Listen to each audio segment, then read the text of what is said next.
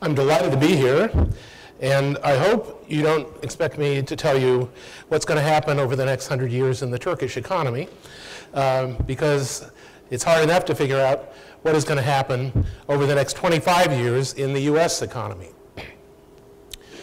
I created a great controversy around the world by my suggestion in a paper that came out about a year ago that US economic growth is almost over, taking a very long-term view that spans several centuries. Now, this is a stark contrast to the thought of people studying American technological change, especially anyone under the age of 30, who think that we are on the verge of a technological revolution. I gave a speech at the TED conference, which is a conference organization that many people around the world look at on the web, and I addressed a room of 1,500 people, and the moderator started out and said, how many people think that technological change is accelerating? And I would say 1,450 hands went up, and 50 people disagreed. When I finished speaking, trying to convince them they were wrong, and then, is technological change accelerating? About 1,400 hands went up, and maybe 100 people disagreed. So still in the minority.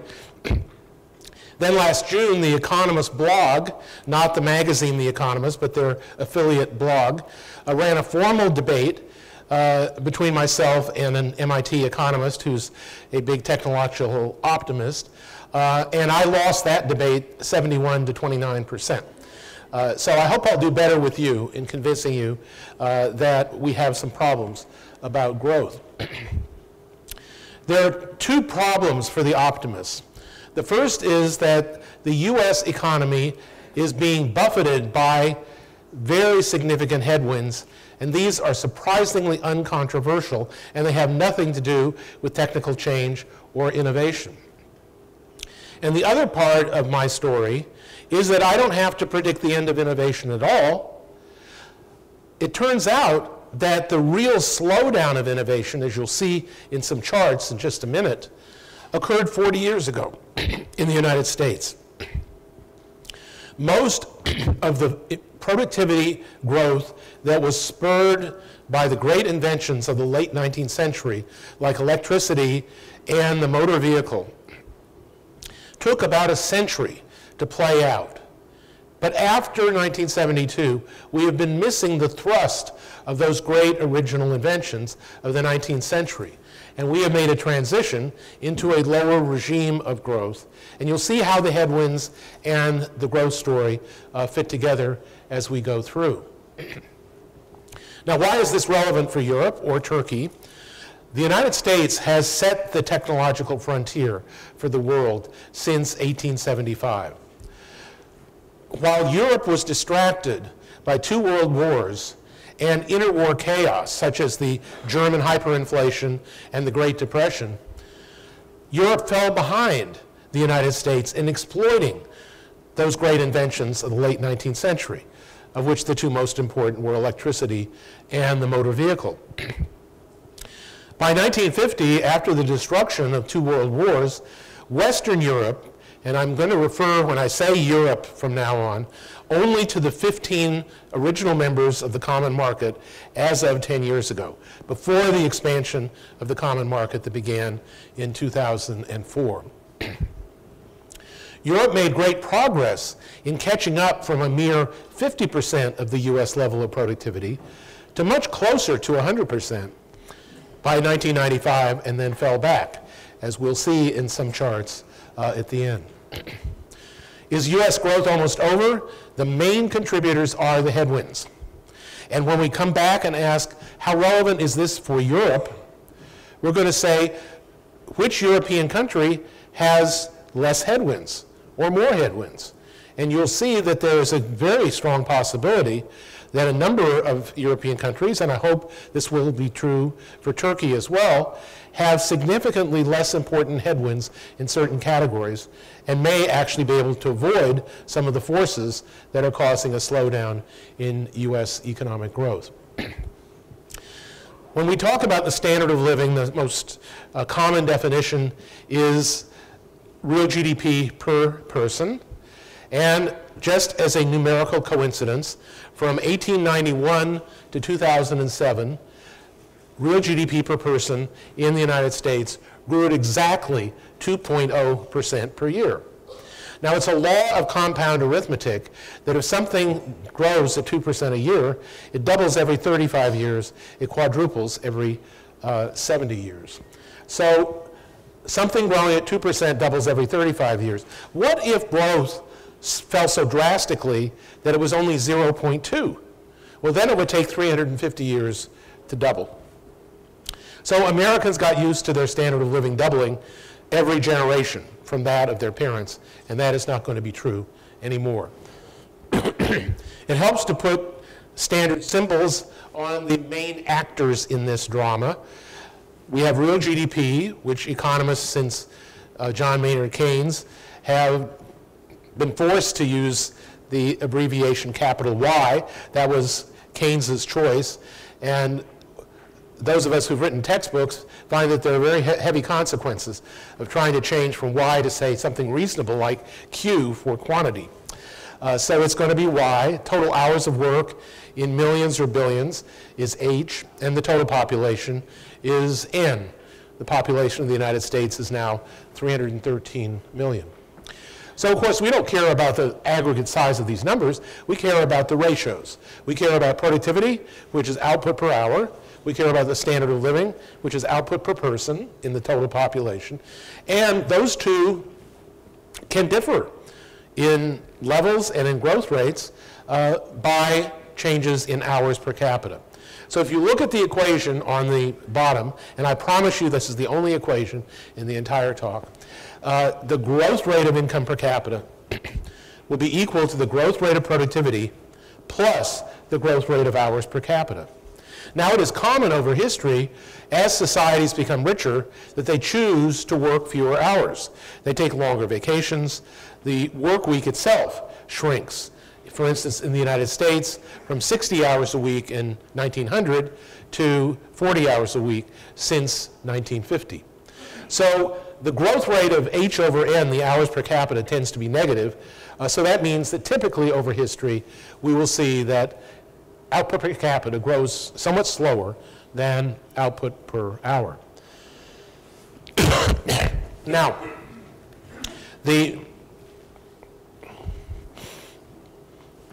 this diagram has a unique feature.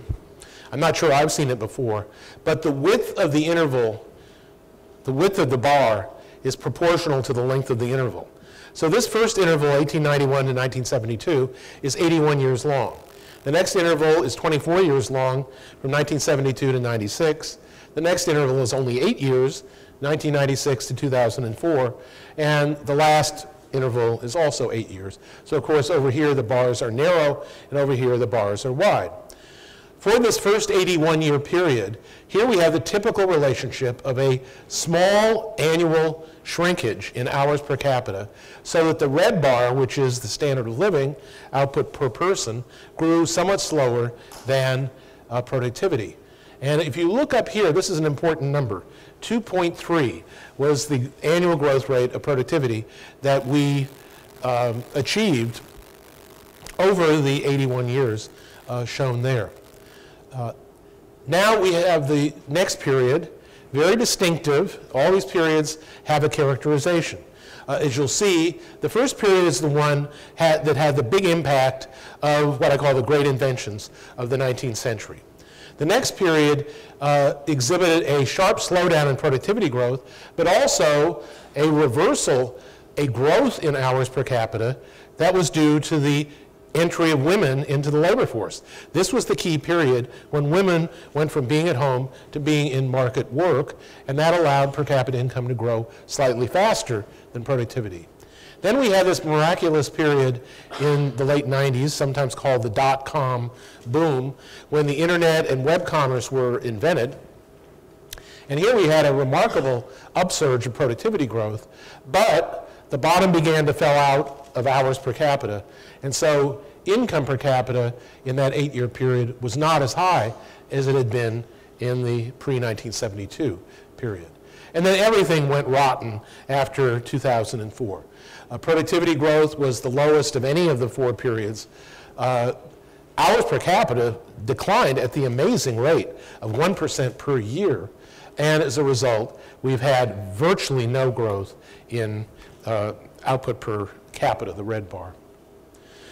Now, some people, when I get into debates with them, say, oh, I don't see any problem with growth, because if I plot the log growth rate of real GDP per capita, it looks to me like it's growing pretty steadily, with some interruptions for the Great Depression, where it goes down, World War II, where it goes up, and this possibly minor episode of the financial crisis over the last 5 years.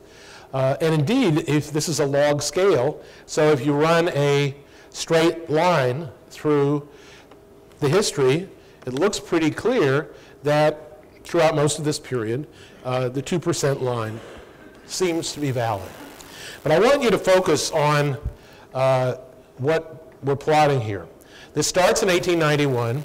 The green line is drawn between 1891 as a straight line up to 2007. And then just because something growing at 2% quadruples after 70 years, then we're going to say, well, what would real GDP be per capita if this growth were to continue for the next 70 years? And the answer, it would go up from about 44,000 to about 184,000. Now, you're going to watch this number shrink, because as we introduce each of the headwinds, that projected future growth is going to start shrinking, and as a result, our attainable per capita income 70 years from 2007 is going to start falling, and you'll be amazed how far it does fall. What are these headwinds? There are 4 that I quantify. There's several others I don't put numbers on, and we can perhaps discuss them in our subsequent session. First of all, we have the demographic headwinds, which I'll explain. This involves a reduction in hours per capita. This is the corollary of that very rapid decline in output per capita that you saw on the previous chart. Stagnating achievement in American education causes a reduction in both productivity and growth in output per capita. Ever-growing inequality means that the growth of our standard of living for the bottom 99% of the income distribution falls short of the average. So up till now, we've just been plotting averages. But once we start paying attention to the bottom 99%, we're going to see that the attainable growth is much less. And of course, we can debate whether inequality would continue to grow. Every piece of evidence suggests that it is. And then our future in the United States involves a long-run increase in the ratio of federal government debt to GDP as a result of problems with our Social Security pension plan and our medical care system. And as a result, we have a future in which inevitably taxes will grow faster, or transfer payments, sometimes called entitlements, will grow slower. And as a result, disposable income after taxes will grow slower than income before taxes. There are 2 main components of the demographic headwind. The first one is completely uncontroversial. In the United States, we had something called the baby boom generation. Instead of sort of the normal experience in the US where there were 2 children per mother, a fertility rate of 2.1, which is the replacement rate that keeps population constant. In the period between 1946 and 1964, the fertility rate went up amazingly. In 1957, the fertility rate was 3.7. So the average American mother was having almost 4 children instead of the usual 2. Now these baby boom generation people, born from 46 to 1964, are in the process of retiring. That process will last from 2008 to 2034, roughly 25 to 30 years. And while they retire, they are pulling down our hours, but not changing our population. Because when you retire, you're still part of the population. Then we have some other unfortunate aspects of labor force participation that counts under the demographic headwind. The employment population ratio for males aged 25 to 34 went from 95% in 1968 to 83% in 2012. The employment population ratio for youth aged 16 to 24 went from 65% to 46%. We were helped by the entry of the women into the labor force. That peaked at 58% of women in the labor force in 2000, then fell back to 55% in 2012. So all the demographic groups, men, women, and youth, are contributing to this decline in hours per capita that translates into the labor force participation rate. Here's the story for the prime age adult men. This is their participation rate. And notice, it's not just the financial crisis. This decline in the male participation rate goes all the way back to the 1970s. And here is the employment population ratio. The difference between those, by definition, is the amount of unemployment. We had a big recession here in 1982, and of course we had a recession here in the last 5 years. So that's part of the weakness of the US labor market. If we very conservatively project that because of all of this, hours per capita in the next 70 years will grow about 0.2 slower than the average growth of hours per capita before 2007, then this pulls our growth rate down from 2.0 to 1.8, and now our attainable future has fallen from 184 to 154. Now the next headwind is education. What's wrong with American education? Well, the big problem is that growing educational attainment was one of the primary sources of our outstanding productivity achievement prior to 1972. The percentage of Americans with high school education or above was only 38% in 1940, was at less than 10% in 1900. By 1975, almost all of the increase had occurred. The percent that has a four-year college degree or higher has continued to creep up, but actually the achievement in high school is getting worse. The reason is that for people who don't get a regular high school diploma, there is something that is offered called a general education certificate, which is abbreviated GED, and the 87% includes that. Economists who studied the population show that the socioeconomic outcomes for people with the GED equivalent of high school is just as bad as high school dropouts. So for the purpose of productivity and our future, we shouldn't count them. And if that's true, then high school completion was 77% in 1975, and it's dropped slightly to 74%. So in terms of high school, we're moving backwards. In terms of college, we're moving forward very slowly. But we face, unlike most other countries, we face a higher education sector that is bloated with waste.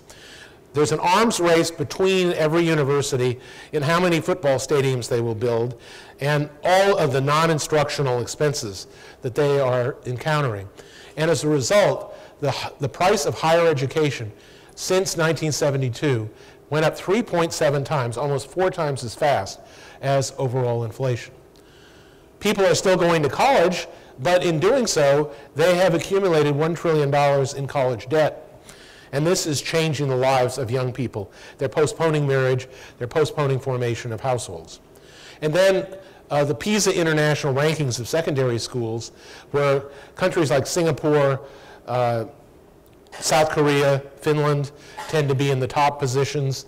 The US, for secondary students, is number 17 in reading, number 31 in math, and number 23 in science.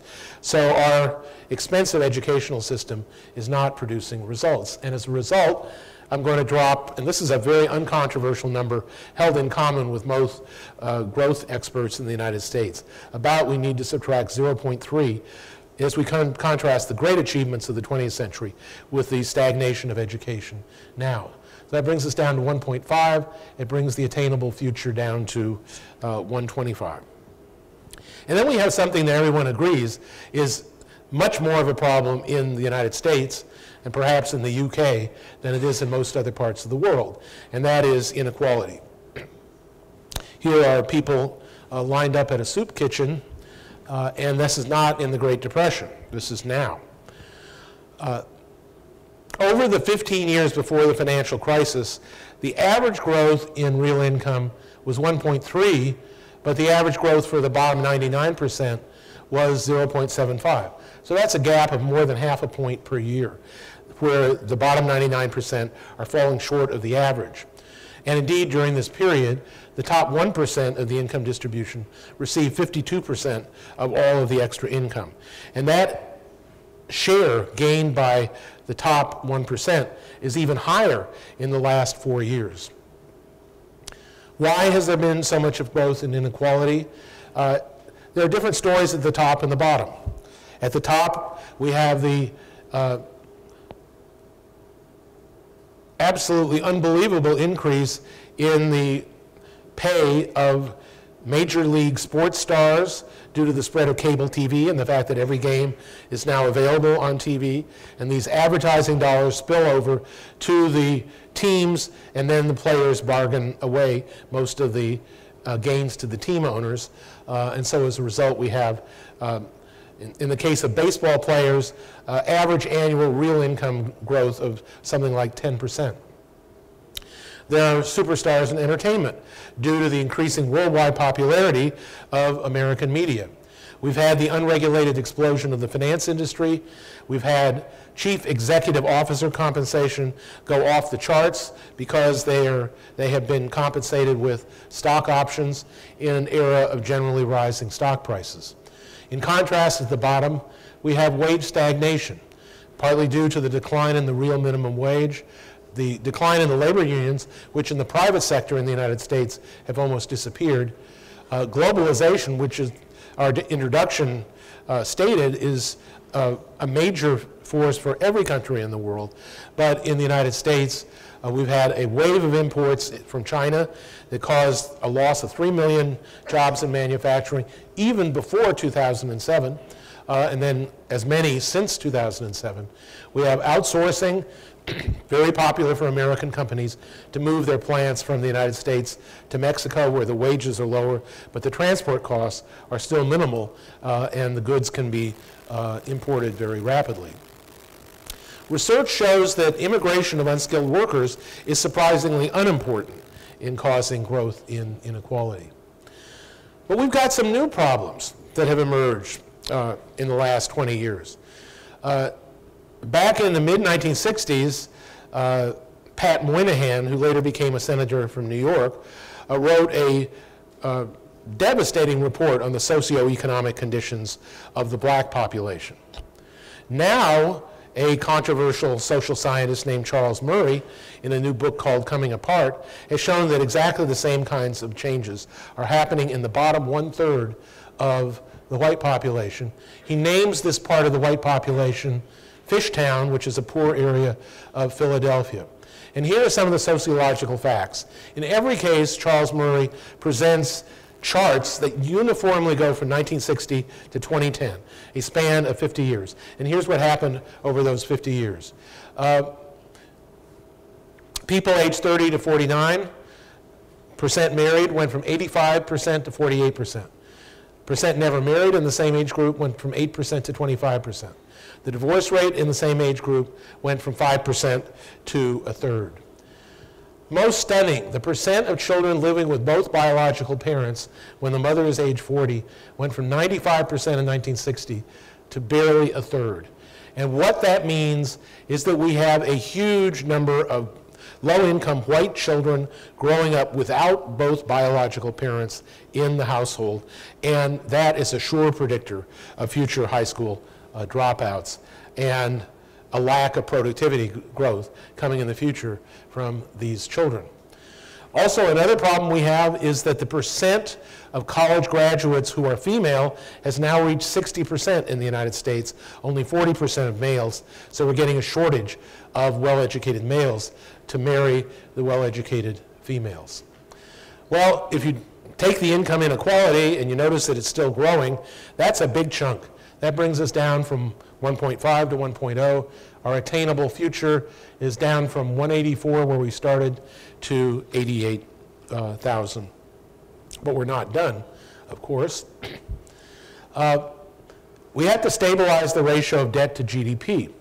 Now, one reason our recovery is so weak, now it looks strong compared to many European countries. In the UK, for instance, GDP is still below where it was in 2007.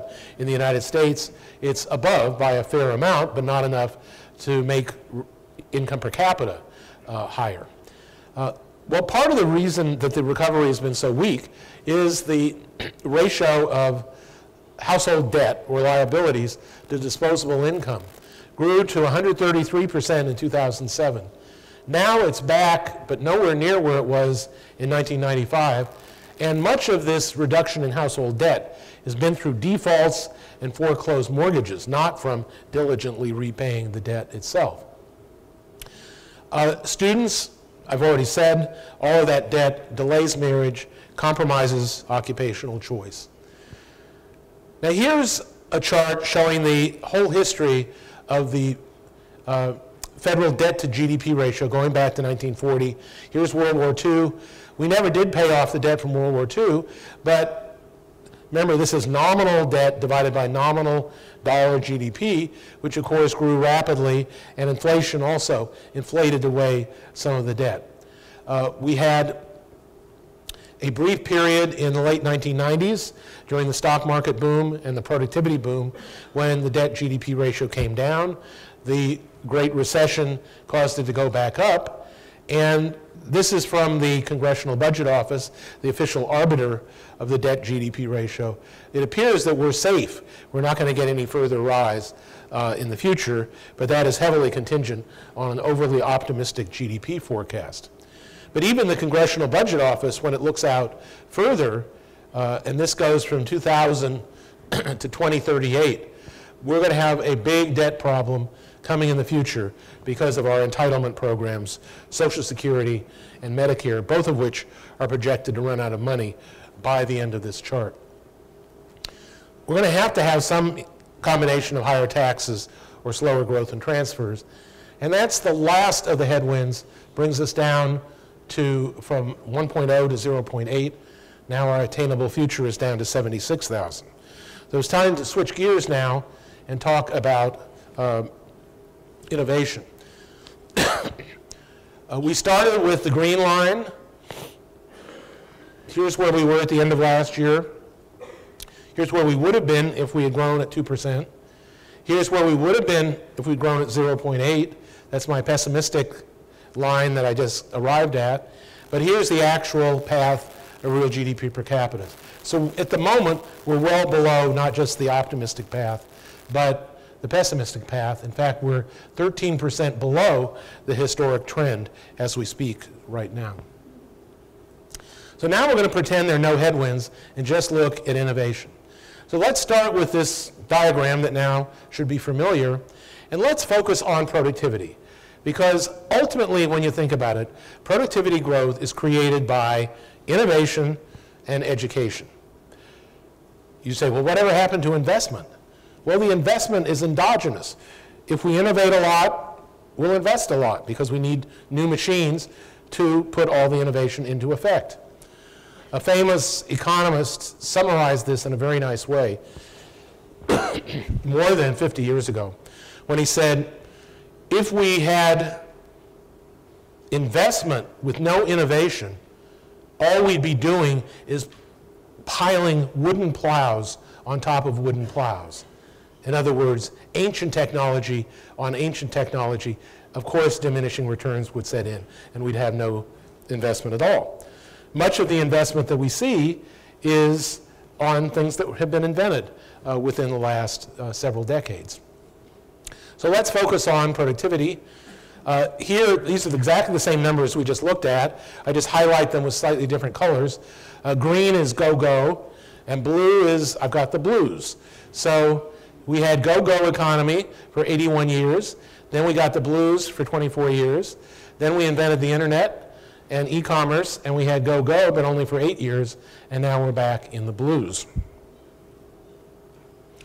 Well, here's my diagnosis of why productivity growth was so much faster before 1972. And it goes by the historically standard names of the three industrial revolutions.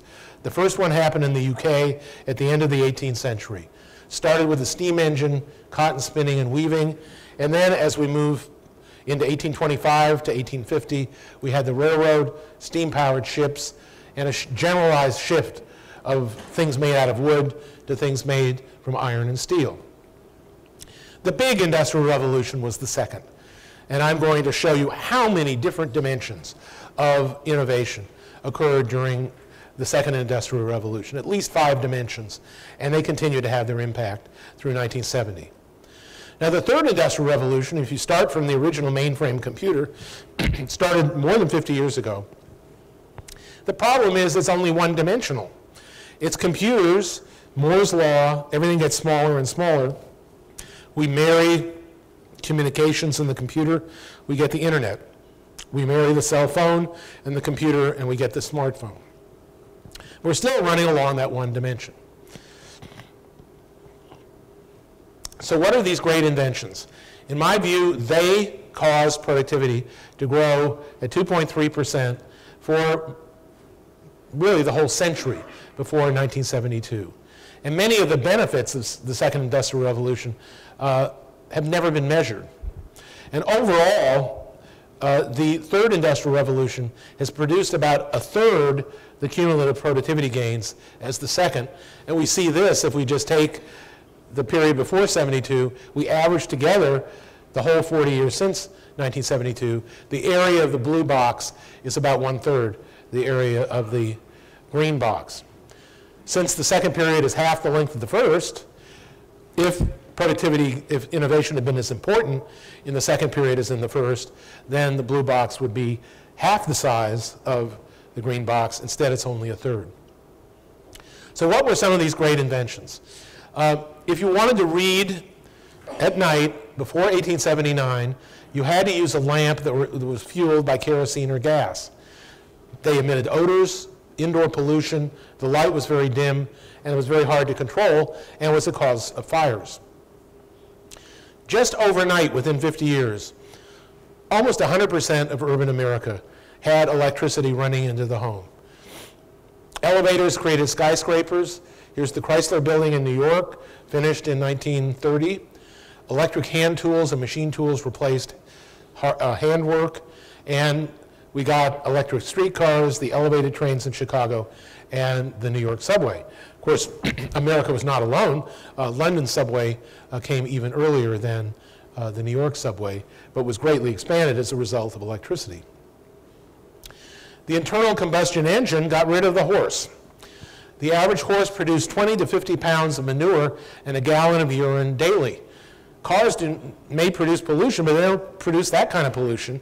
And so that's one of those many unmeasured gains that we don't count in GDP, but are part of the product of the second industrial revolution. American roads were described as 1903 as simply 2 deep ruts with a stony ridge in the middle on which the car bottom will drag.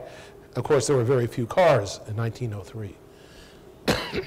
Here's a typical vehicle carrying a person in 1903. You will notice that this vehicle has no heating and no air conditioning. But that's just 2 dimensions. How about the dimension of running water coming into the home? In 1985, the average North Carolina housewife walked 148 miles, carrying 35 tons of water. And all the water brought into the house had to be carried out of the house after it was dirty because there were no sewers. That was completely changed by 1929. So in this period, between 1870 and 1929, virtually every dimension of urban life was changed. The slavery of laundry was eliminated by the electric washing machine, first introduced around 1920. The slavery of daily shopping was eliminated by the electric refrigerator, introduced at the same time. Slavery of hauling in coal and wood was eliminated both by the invention of the enclosed stove, and we're going to see one in a minute, and by central heating.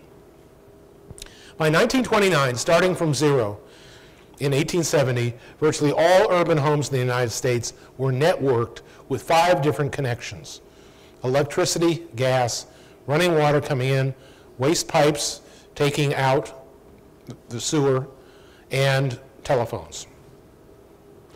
Here's a typical kitchen in 1870. No appliances, cooking over the open hearth, just a table and a shelf for all the pots. Here's the in-between period, a well-equipped kitchen of the 1920s. We've got a sink, we've got a refrigerator, and we've got a typical 1920s stove with an oven and a broiler. Here's a typical 1950s kitchen. For some reason, turquoise blue was a very fashionable color in the 1950s. But here, does this kitchen, except for the styling of the appliances, look that different than the kitchen of 2013? One way to think about all this is that something cannot be more than 100% of itself. So think of all the things that got up toward 100%. In urban America, electrification went from 0 to 100. Motor vehicle ownership as a percent of the number of households went from 0 to 80. Travel as a percent of the speed of sound went from 1%, which was the speed of a horse-drawn omnibus in New York in 1850, to 80%, the Boeing 707. We're not traveling any faster today than we were in 1958. Houses with running water, sewers, and indoor bathrooms went from 0 to 100%. Urbanization went from 25 to 75%. And urbanization itself, just by itself, is a big promoter of productivity, because the people on the farm are idle half the year while they're waiting for the time to plant the crops and to harvest them. And when they go into urban life, they're productive over the whole year. And then the final move, not toward 100%, but at least from 20 to 60%, was female labor force participation. We also can turn this on its head and say, okay, something cannot be smaller than 0. Well, infant mortality decreased from 22% to 1%. And much of that was achieved not only by the arrival of clean water and getting rid of waterborne diseases, but also the beginnings of the invention of some of the antitoxins or medicines to deal with things like diphtheria and typhoid. The American hospital, not much discussed, but in my research on this period, in the 1870s it was described as a cesspool for the indigent. And by the 1920s, it was saving lives for all social classes. In the first half of the 20th century, life expectancy increased 3 times as fast as it did in the second half. You think of all the great revolutions: antibiotics, treatments for cancer, advanced cardiac techniques, but actually the effect of curing infant mortality and cleaning up the water and getting rid of infectious diseases was much more important. And then if we're trying to see things that can't be below 0, how about the variance of the indoor temperature? We went from hot in the summer to cold in the winter, and after we got central heating and air conditioning, we have a 0 variance of indoor temperatures. Now, this is a very famous experiment. Many audiences have been exposed to it. So you have to choose. And you don't have to choose between internet and email and something else. All you have to do is choose choice A. You get everything you had electronically in 2002, which includes Wikipedia, Amazon, and Google, and you get to keep running water and indoor toilets. But you can't use any electronic invention introduced since 2002. So throw away your cell phones, your smartphones. You could have a cell phone. Choice B, you get everything invented in the past decade, including Facebook, Twitter, and the iPad, but you have to give up running water and indoor toilets. You have to take your iPad to the outhouse. If you want to take a bath, put down your iPad and go out and carry water inside in a pail, and 22% of your newborns will die. Which do you choose? Well, This was a sufficiently provocative question to inspire the cover of The Economist last January. Will we ever invent anything that's useful again? Rodin's thinker sitting on a toilet. But it wasn't just the toilet.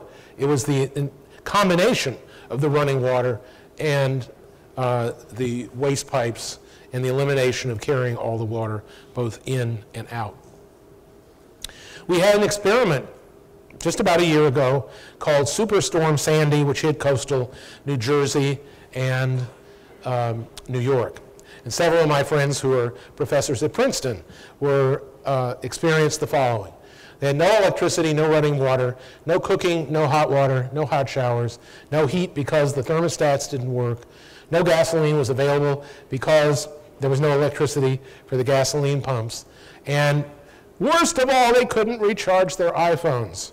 So the whole 20th century was lost, at least for a few days or a week. And that's a way of really seeing how important all these things are. Now, I won't go through the arithmetic, but the way it comes out is we're going to have a slowdown in future productivity growth that goes from 2.3 before 1972 to 1.3, and roughly a third of that is education. We've already taken that into account. And the other is about 0.6 to 0.7 is going to be slower innovation since 1972. I'm assuming that future innovation will be just as important as what we've experienced since 1972, but what a daunting task that will be for future inventors. Look at all that's been invented since 1972. Do you think we're going to do as well over the next 40 years? Invented were the PC, the internet, web browsing, e-commerce, mobile phones, digital music, smartphones and pads, digitalization of library catalogs, parts catalogs throughout industry, barcode scanning, the ATM machine, iTunes, cable TV, movie streaming. Even though I can predict future technology and innovation will be just as important as all this stuff, I deeply don't believe it, because I think we picked the most fruitful, productive aspects of electronics, and we implemented them first. Well, if I take out my 0.6 for innovation, that's less after 1972, then I'm down to 0.2, just where I promised I'd wind up, with 50,000 in 2077 instead of 184,000. Now, this is the provocative initial chart in the original paper from a year ago.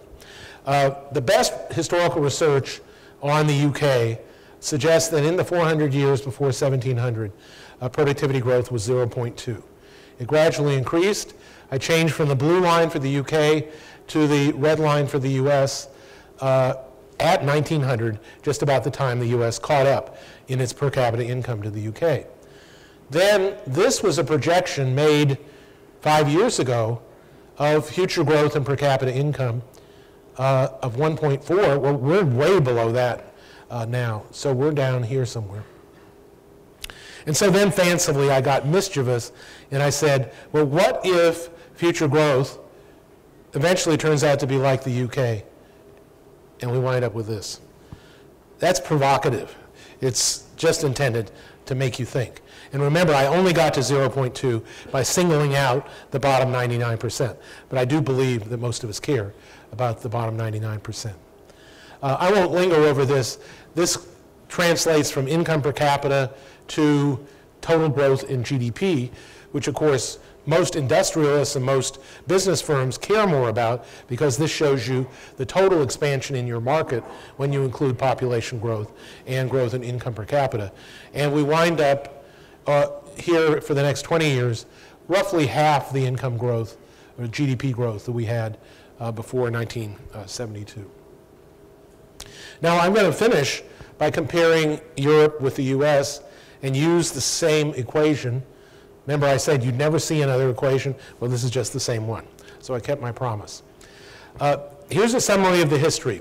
Of course, Europe started out way behind. They caught up in output per capita until 1970. They caught up much further in productivity until 1995. And this discrepancy is caused by the fact that in Europe, hours per capita fell much faster than in the US. So here is the history. Each of these lines is the ratio of the EU 15, averaged properly together, with purchasing power prices. Output per capita in Europe stagnated at 70% throughout the whole period from 1975 until now. Output per hour, however, grew steadily in Europe compared to the US, peaked in 1995, and has gradually been declining, which simply translated into the statement that European productivity growth has been slower since 1995 and was faster before 1995. Here's what happened to hours per capita in Europe, the red line, or sort of orange. Big decline through 1995, and then a turnaround.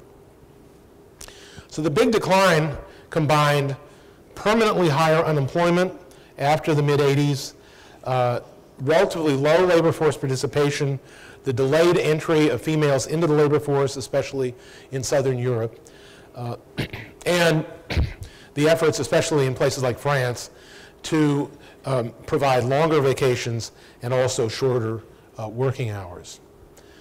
Hours per employee declined drastically in Europe compared to the US. The vertical axis here is hours per year. So if you worked 50 weeks, 40 hours a week, that would be 2,000. The United States is around 1,800. Europe is down around 1,550. This is the employment population ratio, which, as you see, has collapsed in the US recently, but this is the increase in that ratio made possible by the women entering the labor force. A simple summary is that in Europe, particularly in Southern Europe, Spain and Italy especially, women started entering the labor force about 2 decades after in the United States. In some countries like Sweden and the Nordic countries, women have been in the labor force for a long time.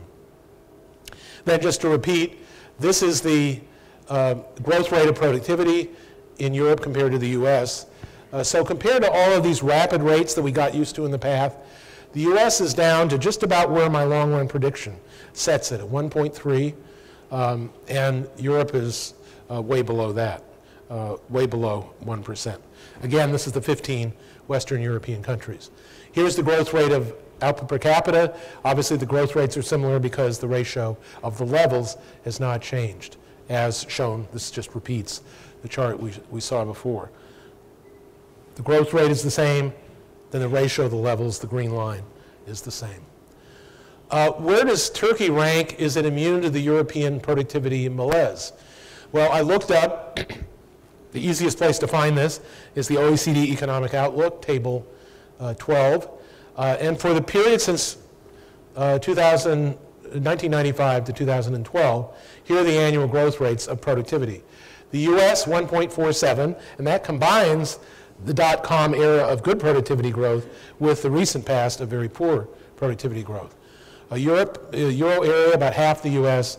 Turkey, 2.5, which surprised me that it wasn't higher than that, given the hope that Turkey could be in a steady state of 6% annual growth. Productivity would have to do better than the last 17 years. In interest of time, I'm going to skip the comparison of retail productivity in Europe. That's just one industry. It's an interesting case study of why Europe's productivity does not grow as rapidly. Rather, let's go to the chase, go to the bottom line. What is the importance of the headwinds in Europe? And of course, every country differs compared to the US. We know that there's a demographic problem in Europe because of low birth rates.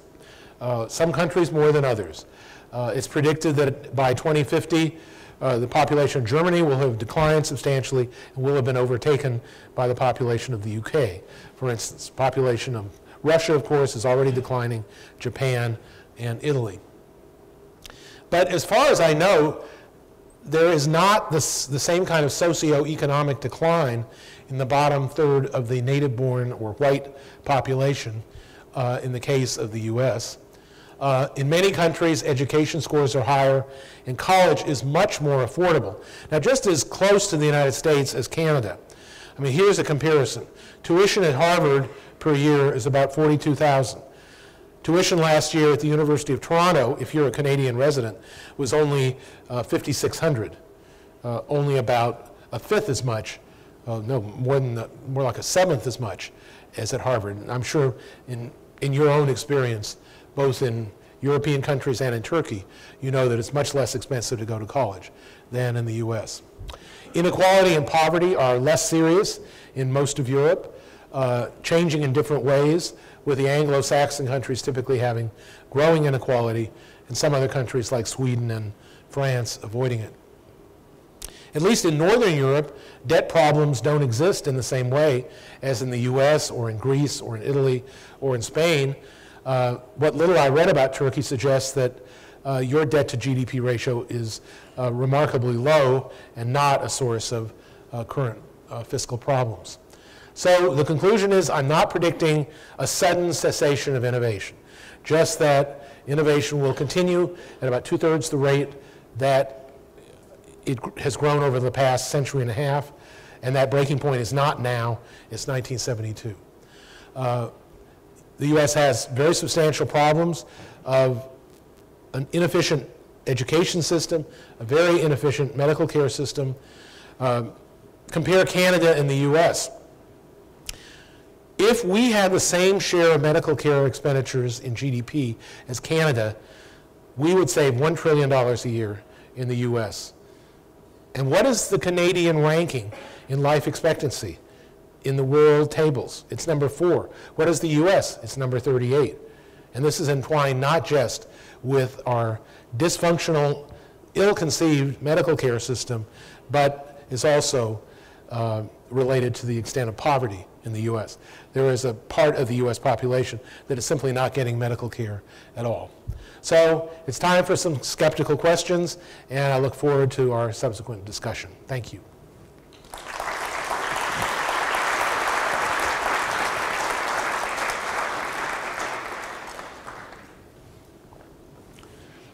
Now, are we going to have any questions now? Before the coffee break? What's your preference? If you could stay with us for the questions for now. Questions now? Okay.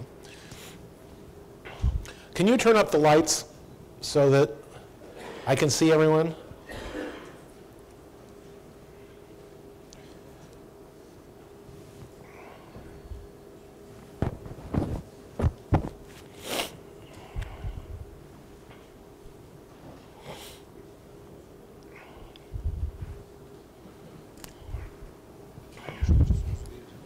Mr. Gordon, welcome to Turkey. I have a question about economical position of Turkey. But I'm sorry, could you please turn up the lights?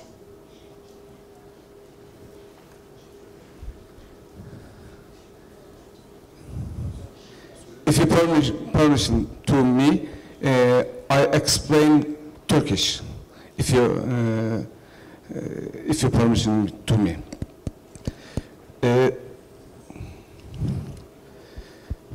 İnovasyon trendiyle orta gelir tuzağı arasında. Oh, where's my headset?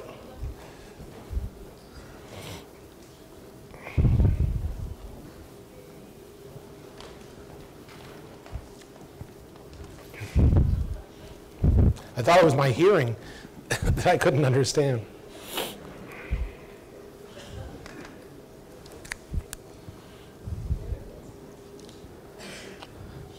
Okay, try again. Mr. Gordon, I am Ezel Zeydanlı. Welcome to Turkey. I would like to ask you about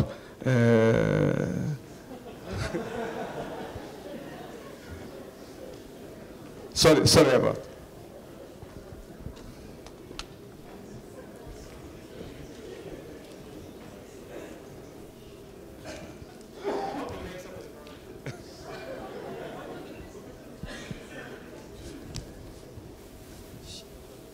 Başlayabilir miyim? Ben Ezel Zeydanlı, Maksifet Genel Sekreteriyim. Türkiye için bir orta gelir tuzağından bahsedilmekte. Bu orta gelir tuzağı ile inovasyon trendinin paralellik olarak, ekonomik paralelliği olarak bir ilintisi var mı?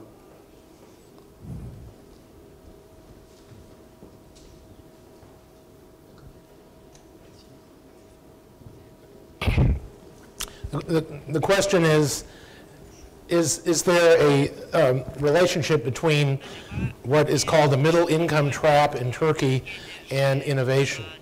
I think in general, if I were to translate that question into what's the relationship between innovation and inequality, that is a very controversial issue. Do you need inequality to induce innovation? And I'm going to mention the name of a famous Turkish economist who is at MIT named Derin Acemoglu, who has written a paper called Why the United States Cannot Be Sweden. And his point of view is that a country like Sweden with a very generous welfare state must have high taxes, and this will destroy innovation, according to Acemoglu. And I say that is nonsense. And I'll give you some examples. Facebook was invented by Mark Zuckerberg when he was a Harvard student. He dropped out of Harvard.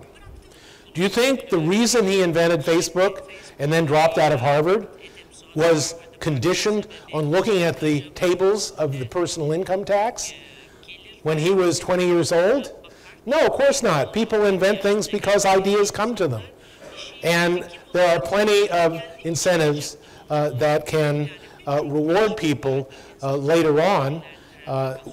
We in the United States, I think, have gone too far in having a tax on capital gains that is lower than the tax on regular income. I am not familiar with the phrase middle income trap in Turkey, and I'd certainly be happy to have someone explain to me what that is. But in general, the connection is innovation can create inequality by creating more high-skilled jobs and developing machines and computers that replace low-skill and middle-skilled workers. So there certainly is causation from innovation to inequality. What I would doubt is that there's reverse causation back from inequality to innovation. So let's have another question. I am Yusuf Işık, economist. Thank you very much for your presentation. Well, there was the Lucas paradox, and he said, you know, where is I am Yusuf Işık, economist. There was thank you for your presentation, the Lucas paradox, and he said, the Solo paradox, I'm correcting. He said, there are all these computers and we don't see the productivity. But then afterwards we have seen it, and there has been a relatively long period of high productivity. So is it not conceivable that the new generation of innovation, which consists what I would term as computer of computers, a very new wave, might lead to a surge of entrepreneurial interest and precisely of new investment, so that the determinacy which you infer from history might be changed? Thank you. The question is whether, starting with the famous quote from Robert Solow, we can see the computer everywhere but in the productivity statistics. What is the future for a breakthrough of technical innovation that will surpass what we've achieved in the past? Just to summarize the connection with my talk, my pessimistic forecast allows for innovation to be as important over the next 40 years as it was over the last 40 years. Now, as I look at the future, well, first of all, is it possible to look into the future? There's lots of evidence that there is. Everybody says, oh, you can't forecast the future. Well, look at some examples in the past. In 1863, Jules Verne, the famous author of Around the World in 80 Days, wrote a book called Paris, A Century from Now. And he predicted almost everything. He predicted the subway, the motor car. In 1900, the American Ladies magazine, Ladies Home Journal, had a whole page of predictions of what the United States would be like a century from now. And they predicted air conditioning. They predicted rapid high-speed highways going through the middle of cities. They predicted high-rises, skyscrapers. So it is possible to make some predictions. What is being predicted now? Driverless cars, driverless trucks, little robots, and big data. Let me just make a couple of comments about each of those. Driverless cars allow you, instead of just talking on the phone in your car, which is now possible while your hands are on the wheel, or listening to your iPod music, which is possible now, instead of having those options to the use of your time, you would have the additional options of being able to work on your computer or read the newspaper. Is that kind of innovation as important as inventing the car and getting rid of the horse? I think not. What about the driverless truck? Now, the thing about the driverless car is that people want to go from point A to point B, so they have to be in the car anyway. You might say, well, take the driverless truck. The driver doesn't need to be going from A to B, only the cargo needs to go from point A to point B. So there's an enormous future improvement in productivity that will come when we can make the driverless truck. There's just one problem. If you look at most truck drivers, they don't just drive the truck. When they get to the shop, they go to the back, they stack a trolley or a dolly with the Coca-Cola or whatever they're bringing to the shop or the supermarket. They wheel it in, they place it on the shelves, and then they go out. The driverless truck can't do that unless you also invent a robot that can hop in and out of the truck, know which goods to get out of the back, and know where they go on the shelf in the supermarket. We are a long way from that. Now, who am I to say that 100 years we wouldn't have robots everywhere and no employees at all? But I think actually I am more optimistic than the technological futurists that so many of the human tasks and human jobs that are now employing millions of people are not going to be replaced in our lifetimes by robots. And what about big data? This kind of vague prediction that the enormous computing power will allow all sorts of breakthroughs in artificial intelligence. Well, if you really think about it, and I'm sure some people in this room who are in charge of companies know that one of the main uses of vast amounts of data is to study your customers and try to pick out patterns of what they're buying and to gain market share from your competitor. That's a zero-sum game. One company may gain, another company may lose, but that's not a source of improved productivity for the economy as a whole. The only way productivity would improve is if having more computing power meant that your market research department could be reduced in size from 20 to 10 people and still do the same thing. That would improve productivity, but that's just the same kind of way that computers have been improving productivity for the last 50 years.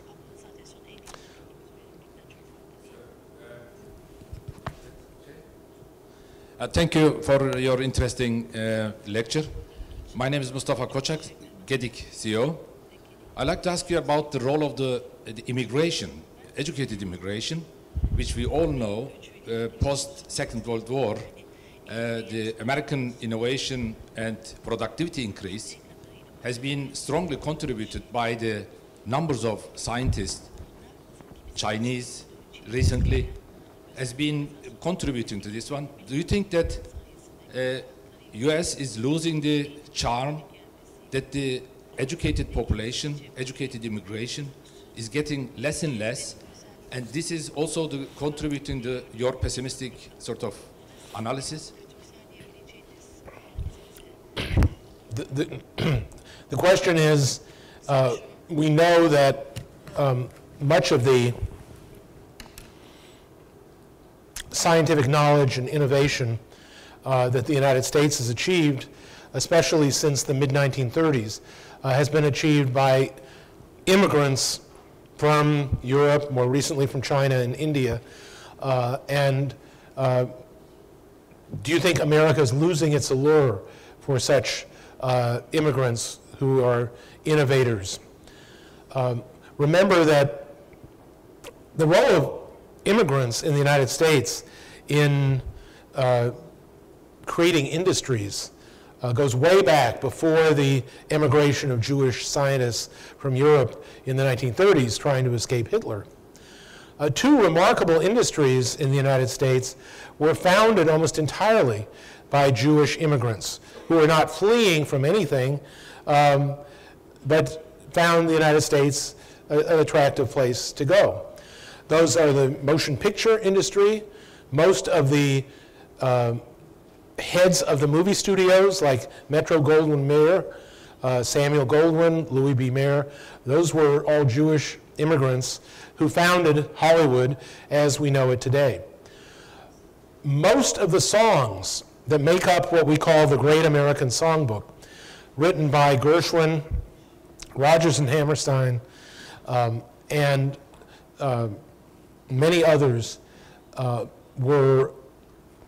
of them were first or second generation Jewish immigrants.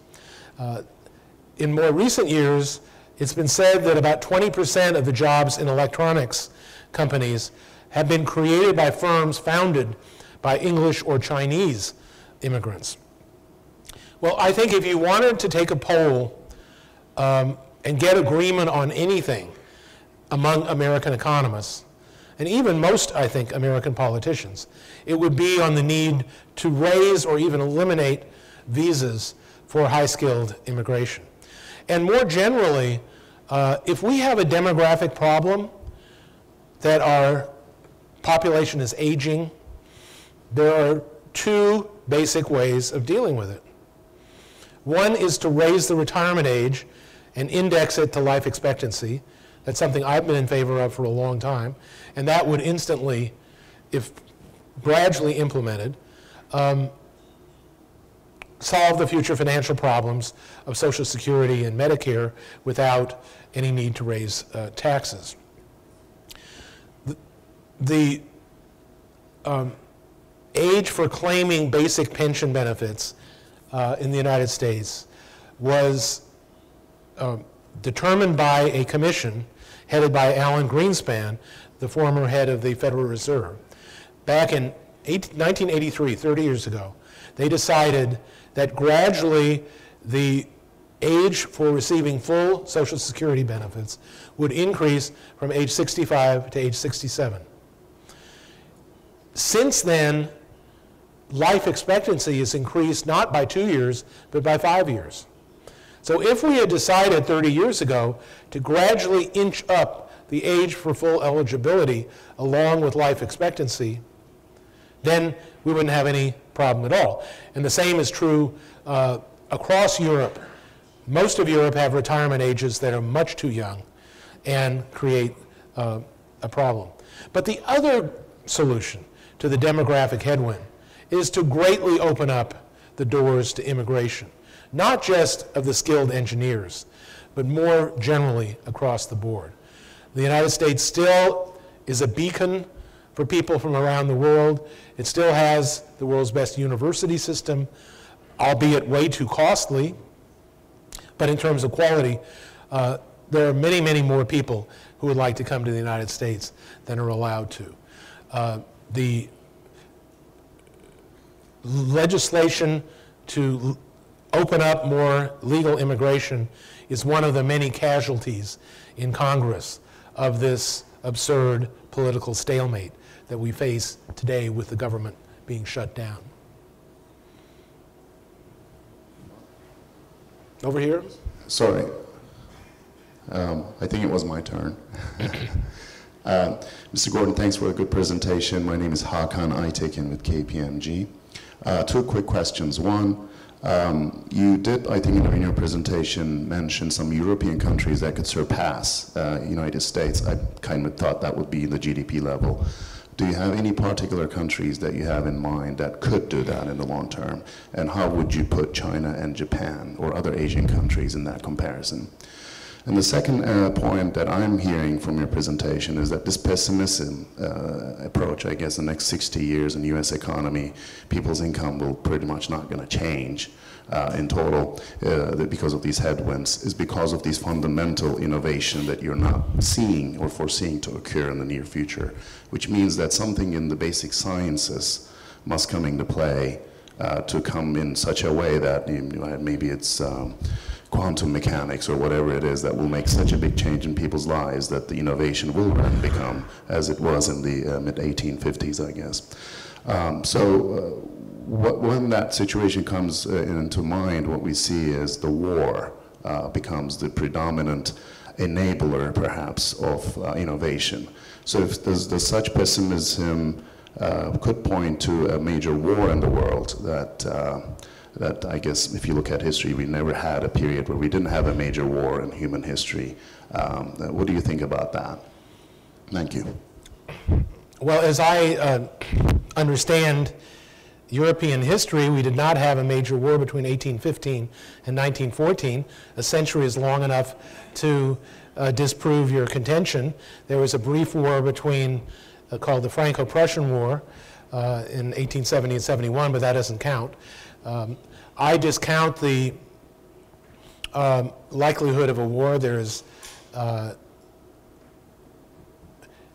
possibility of some kind of nuclear disaster, particularly in the Middle East, between Iran and Israel. It's certainly far beyond my capacity as an economist to predict any kind of future cataclysm. But another part of your question was how can we encourage science to create more invention? Well, in the United States, we have very lavish funding by the federal government to support research. And it used to be that one of the great strengths of the American educational system was that instead of the government giving free tuition subsidies to all the students, our government would channel its resources into peer-reviewed scientific boards that would give research grant money to people who are on the leading edge of basic science and applied science and engineering. And they even give money for research in economics. So I don't think you can force-feed innovation. I mean, invention is a public good, particularly in basic science, and we already do a good job in encouraging research in basic science. But sometimes the roadblocks, the intellectual difficulty, the diminishing returns are just too great to overcome. Now, the best example of that is pharmaceutical research. The cost of developing new drugs, and much of this is done by American companies, is getting to be more and more and more expensive, going up to $1 billion to develop a new drug. But what are these new drugs that are being developed? Increasingly, they are drugs to treat esoteric, unusual types of cancer, not to treat the basic. We don't have any real progress in treating lung cancer, for instance, or some of the basic types of cancer. We're still using chemotherapy and radiation techniques that were developed in the 1970s. I'm not saying this as an economist. I'm saying this because the chairman of the genetics department at Albert Einstein Medical School in New York City has written a book, and it's just a wake-up call about the slowdown in the pace of developing pharmaceutical and medical advances. And it's worth reading for anybody who, particularly if you're in medical or health related industries. Over here.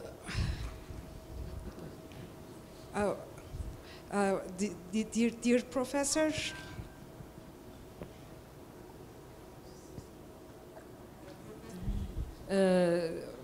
Professor Gordon. Professor Gordon, thank you very much. It's not coming through the microphone. Now it's working. Professor Gordon, thank you for your very interesting speech. I'm a fan of your beautiful macroeconomics books, and I have Good, buy more. Yes, I'm a big fan of your beautiful work, and I have followed them in my some recent research papers, and especially your price stickiness papers. I have also tried to produce one in a similar way. Professor, you have pointed that without the technological innovation or technological progress, did you mean that there is no point in making new investments? Because I think it's hard to believe that there's still no room for investment, even though there's no technological progress or innovation. As far as the unemployment rates are concerned, both in the United States and especially for developing countries. Of course, they are another case. But speaking for the U.S., still United States is out of its route of natural unemployment, if there's any. Of course, Keynesians debate about this issue as well. But considering a 4 and 5% of natural unemployment rate, don't you think U.S. is somewhat off its regular path? And also the government, rather than creating liquidity trap by more and more quantitative easing policies and fiscal budget, increasing the fiscal aids, fiscal policy and monetary policy wise, don't you think that government should provide some investment incentives, more specific, more direct, and more in a more planned way maybe? Or is the government afraid of being too much interventionist? Is it a matter of philosophy, or is it a matter of just settling the monetary issues, the market issues in the first place, and then returning to investment and real economy issues and putting more specific measures? And besides, tied to this, I have another question. Wait. You've already asked 4 questions. Can I try to piece them up? They all sum up to one indeed. Yeah, okay. You started with investment innovation. Remember, I'm not saying that innovation is over. I'm saying it's going to be about 2/3 the rate of before 1972. So there's plenty of room to invest for what innovation is going to come. There are people now investing in the driverless car, investing in developing smart robots.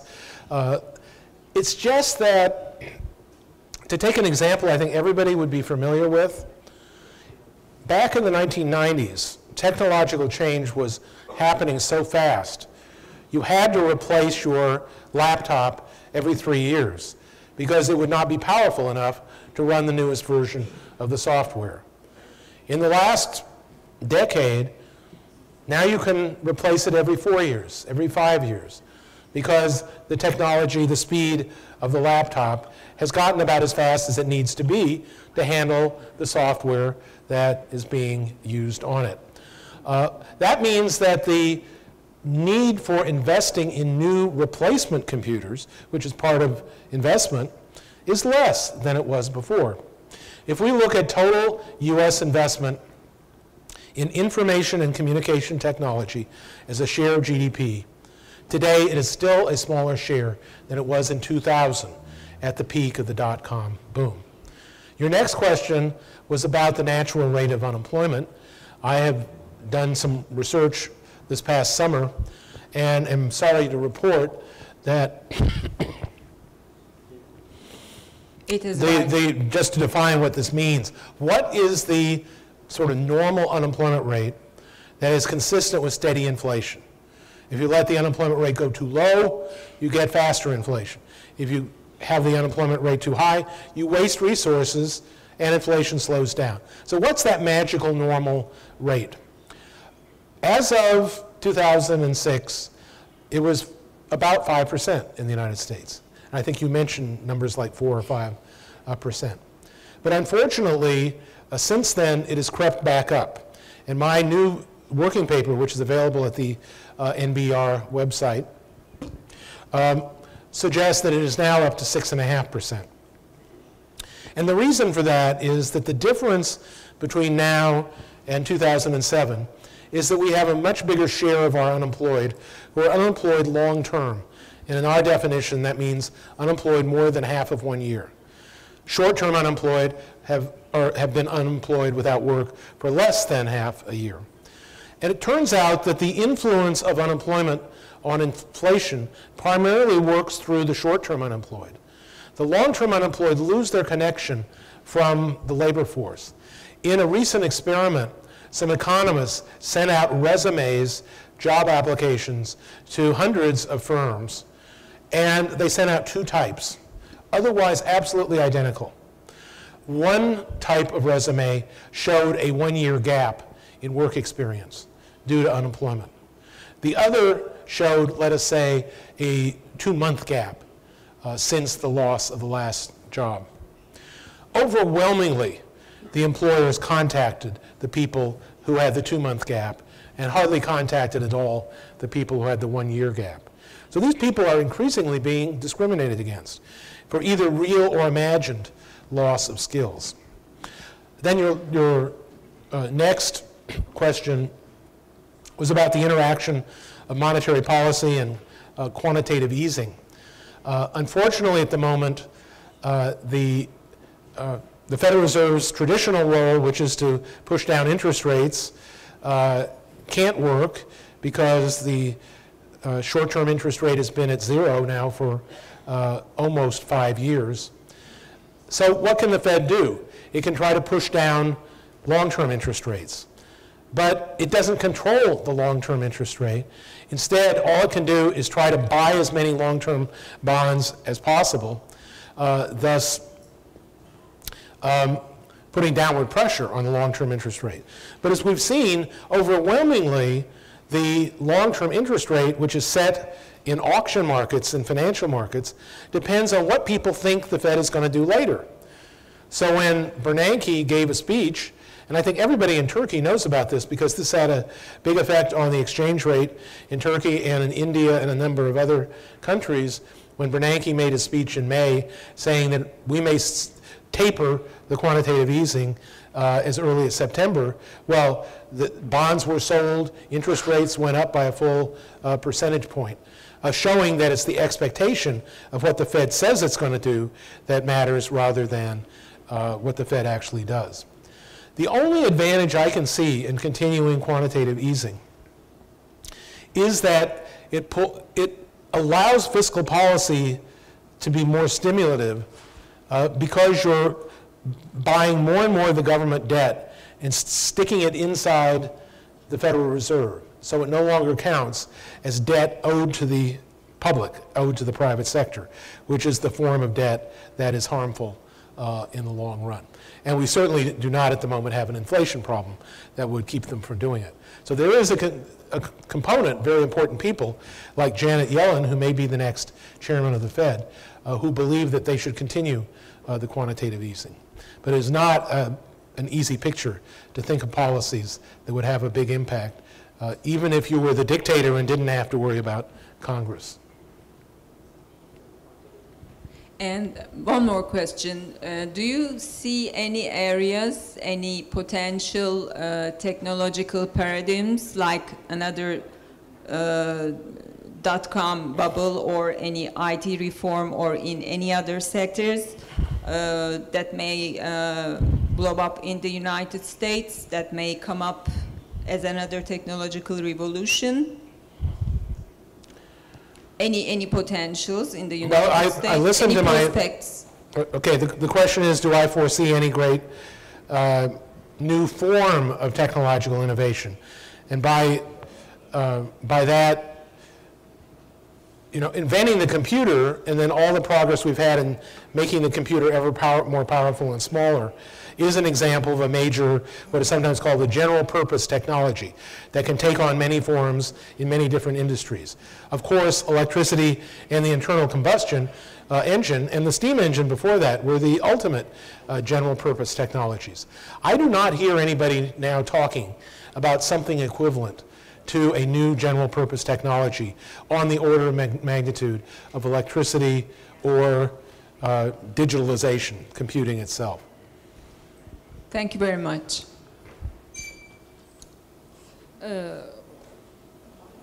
Okay. All right. He's telling me to take one last question. So, Professor Gordon, thank you very much for your presentation. This is Ümit İzmen. My question is that after listening to your presentation, the statement came to my mind that that is the end of capitalism as we know it. If the United States, that is the heart of the capitalist system, does not grow at all, so the question is that how can capitalism can survive? I want to hear your thoughts on the prospects that you see with a country that doesn't grow at all. Thank you very much. Well, this was a general question about future prospects. I think I'd like to tie it together with one of the other questions, which was, which countries do you foresee might pass the United States? It's way too far in advance to predict whether China will ultimately catch up to the United States. But it is not too long to look at some of the better performing European countries and other countries in Asia. As I read the data, South Korea, starting from nothing 50 years ago, has steadily improved until, I remember I was there 10 years ago, and they had just passed 50% of US per capita GDP. And that was their goal, to get to 50%. Well, now they're up to 75%. And as you know, they're the most wired country in the world. They have the fastest internet speeds. They have extremely competitive students. They have virtually no poverty. It's a very homogeneous society. So I would certainly put South Korea on my list of countries that could potentially exceed the US standard of living in, I don't know, 25, 30 years. But it would be a very different mix of standard of living. Because in a country like South Korea, everybody lives in an apartment. You wouldn't have subdivisions, you wouldn't have backyard barbecues, you wouldn't have some of the trademarks of American prosperity. On the other hand, you wouldn't have poverty. You would have a lot of very bright, technically trained people who could become the world center of innovation. I think Denmark, Sweden, Norway, Finland, the whole Nordic country group, with their much smaller incidence of inequality, their much smaller incidence of poverty, their much superior education systems, they could well catch up to the United States even sooner than South Korea. So when I said, you know, that the days of US being number one are numbered, those are the kinds of examples that I would start with. And then if we went out further, 50 years or more, who knows how long the list could be of countries that surpass the US. There's also the possibility that the US could wake up. And if I leave you with one sort of thought, which was, it's pretty startling, even more startling than my speech. After World War II, the phrase American exceptionalism was taken to be almost entirely a positive accolade. We were the country that let in the immigrants, where they thrived, where we had the great compression of income inequality with prosperity in the 50s and 60s like no other society had ever seen. We had the best educated, the most people going through college. Now, if you look around the world, and you look back at the United States, and you say, American exceptionalism? Well, what do we see? we see the things you've heard of today. We have political gridlock. We have a political system that doesn't function. We have the world's most dysfunctional medical care system. We have a college education system that is high quality but vastly overpriced, creating consequences for the future of young people. And we have the insidious spread of poverty and changing socioeconomic behavior, not only in the Hispanic and black population, but in the white population, as I have seen. So American exceptionalism is now becoming a tainted word, and I urge everyone in Turkey to look broadly for economic models around the world and not give any particular attention at the moment to the US as an economic model.